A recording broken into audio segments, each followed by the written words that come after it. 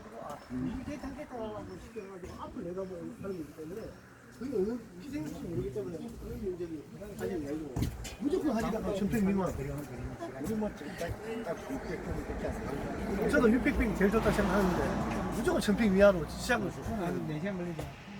그게 기본이에요. 그게 기본적으로 들어가야 되고 대신에 할 때 조건이 안 좋으니까는 국내 환경 자체가 체리에 적합한 경우 자체가 아니에요. 근데 그러니까 그걸 미연에 방지할 수 있는 방안을 돈이 조금 들어가더라도 아니면 그 다음에 투입을 할 수 있는 작업을 투입했을 때 시설을 들어갈 때 최대한 그게 그 기본적인 걸 해놓고 들어가야 돼. 시설을 하면은 오하열을 잘 맞춰서 식재를 해놓는다든지 아니면 식재열 간격을 뭐 8m 하면 너무 넓으니까는 저 비닐 하우스 지붕을 이을 때 너무 폭이 넓으니까 문제가 되면은 6m 좀 된 점이에요. 7m, 3.5m 식재열로 만들어놨는지 이런 걸 다 감안해가지고 식재가 들어가야만이 나중에 강구를 할 수 있어요. 어떻게? 아니 지금 나는 그 600평에 지금 하우스가 100평짜리 하나 있어요. 네, 지금 예를 들었습니다. 네, 그게 하나가 있고 나머지 그거 하는데 이제 나는 내 생각이 이제 계속 1년 동안 이제 생각하고 이제 계획을 한 게 나중에 비가림을 다 할 그런 생각을 네, 하고 맞아요. 네, 이 이제 식재를- 식재를 할 생각이거든요. 근데 내가 이제 또 문제가 딱 발생한 게 뭐냐면 며칠 전에 비가 왔잖아요. 네. 내가 비가 오면은 계속 가서 지금 거기다 이제 다른 사람 농사를 져서 콩을 심었는데 콩 하나 골마다 콩을 심었더라고요. 그래서 이제 가서 보니까 비가 왔는데 물이 고여 있어 그 골에. 근데 그래서 이틀 있다가 또 가서 보니까 물이 다 안 빠져있더라고요. 그럼 문제가 돼요. 그럼 그게 문제가 될 거 아니에요. 근데 아니 근데 골에 끝에 가서 물을 빠져 나가게 해야 되는데 그걸 골을 끝에 가서 물 빠져 나가게 안 해놓고 막혀 있어요 거기가. 아니 막혀 있더라도 네. 물이 방방이 잡히더라도 저 쉽게 말하면 그릇처럼 잡히더라도 그 물이 섬에서 빠져야 되는데 그러니까 그게 점심초가 많기 때문에 물이 안 빠진다는 뜻이에요. 배수 잘안 되는 근데 그걸 공기성을 갖고 토양 자체가 유기물을 넣고 완결을 넣어가지고 또 융화를 넣고 최대한 물 자체가 빨리 빠질 수 있는 방법을 광고해야 돼요. 그러니까 내가 지금 그걸 며칠 전에 가서 보니까 물이 이틀 비 오고 나서 이틀 됐는데도 물이 고여 있으면 내가 생각해도 이게 문제가 될 것 같아. 나무 죽었죠. 기절하시면서 100% 죽었죠. 그러면 6억만을 묻으면 몇 미리짜리 묻어야 돼 이거? 100mm짜리 충분합니다. 100미리짜리죠? 그러니까 이건 또 무조건 묻는다고 좋은 게 아니고 금방 하시는 대로 그 토지를 계량하면서 좋게끔 그냥 만들면서. 만들어야 돼. 만들면서 네. 융화를 묻어야 되지. 맨 처음에 해야 될 게 그게 이제 컨설팅 아닙니까? 맨 처음에 할 때 토심층을 어느 정도 뒤집고 거기다가 대비를 어느 정도 들어가고 유기물을 어느 정도 투입시키고 그다음에 식재일에 맞춰가지고 융화를 묻는데 식재일을 맞출 때 좌우를 어느 정도를 남기고 쉽게 말하면 일반 사람들은 파트 있으면 가해부터 어느 정도 해가지고 다 심거든요. 그리고 나중에 시설할 때 몰랐지.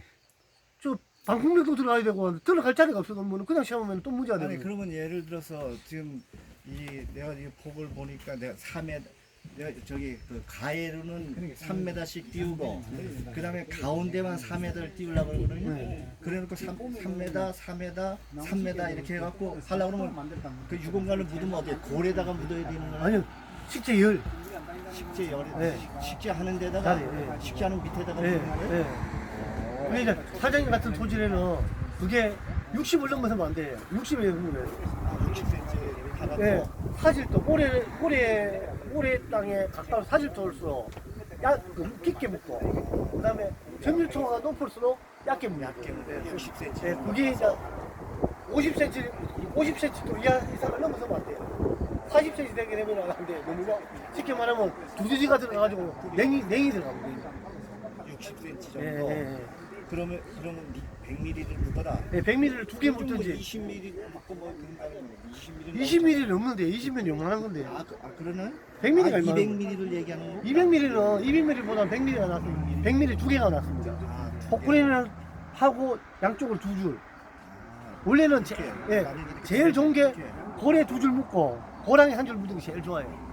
근데 한 줄만 묻 골에가 땅이 좋은 땅은 한 줄만 묻어도 그게 상관없는데 그리 하면은 좋아요. 근데 그러면 포크레인 그게 원래 논이었었는데 저기 그 마사로 메꿨어요. 한 네. 6년 전에 네. 6년 전에 메꿔갖고 한 60cm를 정도 냈거든요. 근데 지금 사장님 가르쳐 드리겠습니다. 이게 뭐냐면은 영랑농원의 전문가 사장이시죠? 네, 반갑습니다. 올해 미목 주문한 사람인데 반갑습니다. 아, 그러셨어요? 누구시죠? 그 김윤경이라 30만 원 내가 예. 이 자체를 본것 농을 같습니다. 보겠습니다. 농. 60cm짜리 않습니까? 이제 얼굴을 봐서 못 보니까 제가. 기본이에요. 그러면 논을 계속 하면 논 자체는 20cm 이상 많이 들으십시오. 이제 오셨으니까 많이 들으셔야 돼요. 30cm 돼 있는 상태라고. 그럼 점질도가 다 올라와 있는 상태에서 논두렁을 안 감은 게고 무조건 60cm를 하면은 사장님은 실질적으로 10cm밖에 폭탄 안 된 거예요. 그러면 여기서다가 구시처럼 되지 않습니까? 그릇처럼 되지 않습니까? 물을 담으면은 비가 오지 않습니까? 물이 빠지는 게 아니고 요 안에 갇혀져 있습니다. 논에 물이 안 빠지지 않습니까? 그래서 오랫동안 하는 거예요. 그러면 요 물 자체가 잡혀져 있으면은 이 물 자체는 항시 물 자체 밑에 파버리면은 섭이 항시 있는 거예요. 그럼 나무 못 살아. 그럼 이 자체가 뭐냐면은 큰 포크로 들어가가지고 경만청 원래 그 논에 있던 경만청 논에서 20cm 밑에만 경만청 딱딱 논은 한 밑에 보면 단단하지 않습니까? 그걸 깨버려야 돼요. 우선 10cm 정도 한 2m 정도 파갖고 아니 1m 이상을 뒤집는 거죠. 1m 이상을 뒤집으면 경만청이 깨져요. 그러면 전체를 다 뒤집어요. 다 뒤집어야 된다는 거예요? 다 뒤집고 나면은 다음날 가지고 노타리 치나면 다음날 물 떨어지는 게 틀려요. 근데 하지만 그 물이 다 안 빠졌어요. 가위를 멍들었기 때문에 가위가 그 물을 머금고 있는 거예요. 경만청이 깊으면 깊을수록 좋은 거예요. 어찌 보면 내가 경만청을 뭐 쉽게 5m를 못 하지만은 2m를 했다. 2m 하면 더 좋은 거예요. 과수가. 그러면 이게 몇 년 만에 다지지느냐? 다지지는 게 틀려요. 스프링클러는 스프링클러 돌리면 3년 전부터 다지기 시작해가지고 5년 되면 아주 경관청이 다시 만들어져요. 그래서 과수원에 경관청을 깨려고 정말 다시 저기 뭐고 토양